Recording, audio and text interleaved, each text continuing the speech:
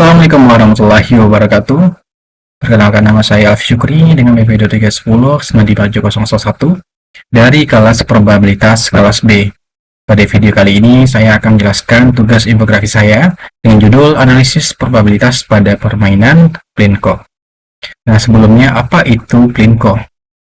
Nah, Plinko merupakan permainan yang menggunakan papan berisi pasa, di mana bola dijatuhkan dari bagian atas papan dan memantul secara acak ke kiri ataupun ke kanan hingga akhirnya masuk ke salah satu wadah hadiah di bagian bawah.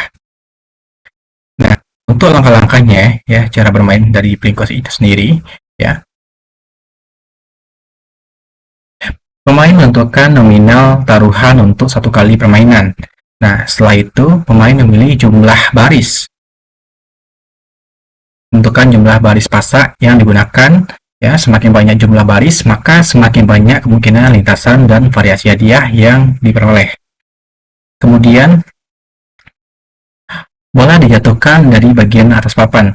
Bola akan bergerak turun akibat gravitasi dan memantul pada setiap pasa, ya, secara acak ke kiri atau ke kanan hingga akhirnya masuk ke dalam salah satu wadah. Ya, untuk itu kita amati pantulannya. Kemudian setelah itu kita klaim hadiahnya ya ketika bolanya itu mendarat pada salah satu di bagian bawah. Nah, hadiah tersebut nantinya sesuai nilai yang tertera pada wadah tersebut. Kemudian pada bagian kedua ya, menjelaskan konsep probabilitas pada permainan Plinko. Setiap kali bola mengenai pasak, bola memiliki dua kemungkinan arah, yaitu ke kiri dengan peluang sebesar 0,5 dan ke kanan dengan peluang sebesar 0,5. Setelah bola melewati sejumlah baris pasak, bola akan jatuh ke salah satu dari beberapa posisi hadiah yang tersedia di bagian bawah papan. Kemudian pada bagian ketiga ya, dijelaskan bahwa distribusi probabilitas posisi hadiah pada permainan Plinko mengikuti distribusi binomial. Nah, untuk rumus yang digunakan yaitu ya dapat kita lihat ya. Nah, di mana ya peluang X sama dengan X sama dengan kombinasi N pilih X dikali P pangkat X dikali Q pangkat N kurang X.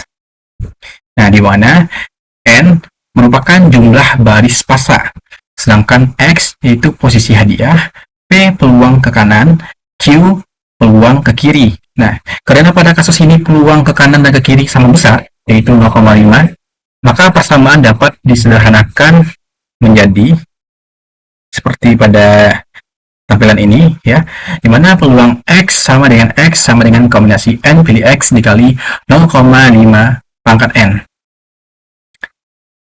Nah, selanjutnya kita masuk ke bagian keempat ya. Ditampilkan ruang sampel dengan contoh ketika jumlah baris bernilai 3. Nah, dapat kita lihat ya. Setiap lintasan merupakan kombinasi langkah kanan atau kiri sebanyak 3 kali. Nah, dari kondisi tersebut ya, terdapat 8 kemungkinan ya lintasan dan 4 kemungkinan posisi hadiah. Ya, bagian ini menunjukkan bahwa semakin besar jumlah baris atau nilai N, maka semakin banyak kemungkinan lintasan bola yang dapat terjadi. Selanjutnya kita masuk ke pembahasan kelima ya. Pada bagian kelima ditampilkan tabel distribusi probabilitas beserta grafik peluang untuk contoh ketika N sama dengan 8. Nah, dari tabel dan grafik dapat dilihat bahwa peluang terbesar berada pada posisi tengah, yaitu X sama dengan 4. Nah, di sini. Nah, dengan nilai peluang sekitar 0,2734375. Sedangkan semakin jauh posisi dari tengah papan, maka peluangnya semakin kecil. Nah, kita lihat ya pada tabelnya. Oke. Pada grafik pun juga dapat kita lihat ya. Nilainya itu semakin kecil ketika ke kanan atau ke kiri. Dan nilainya itu besar di tengah-tengah sini.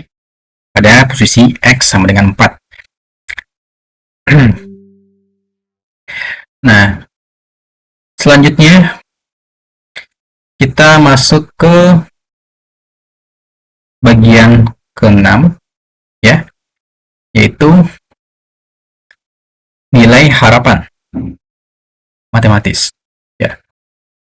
Pada bagian ke-6 ini dilakukan perhitungan nilai harapan matematis menggunakan rumus yang dapat kita lihat ya pada tampilan ini ya, di mana nilai harapan sama dengan sigma dari X sama dengan 0 sampai N, yaitu X dikali peluang X, atau dapat diartikan sebagai penjumlahan seluruh nilai hadiah yang dikalikan dengan peluang kemunculannya. Nah, dari hasil perhitungan diperoleh hasil harapan matematis sebesar 0,9890625. Artinya, bila seseorang memasang taruhan sebesar 10.000 ya untuk setiap permainan, maka rata-rata hadiah yang diperoleh hanya sekitar 9.890 rupiah. Nah, berdasarkan hasil analisis pada infografis ini, dapat kita simpulkan bahwa peluang terbesar pada permainan Plinko berada di bagian tengah-tengah papan. Nah, pada bagian tengah-tengah papan sini. Sedangkan hadiah besar pada bagian ujung memiliki peluang yang sangat kecil untuk diperoleh, ya, baik itu di kanan atau di kiri. Selain itu, karena nilai harapan matematis lebih kecil dari 1, ya, permainan Plinko cenderung memberikan kerugian kepada pemain dalam jangka panjang. Sekian penjelasan dari tugas infografis saya. Terima kasih. Assalamualaikum warahmatullahi wabarakatuh.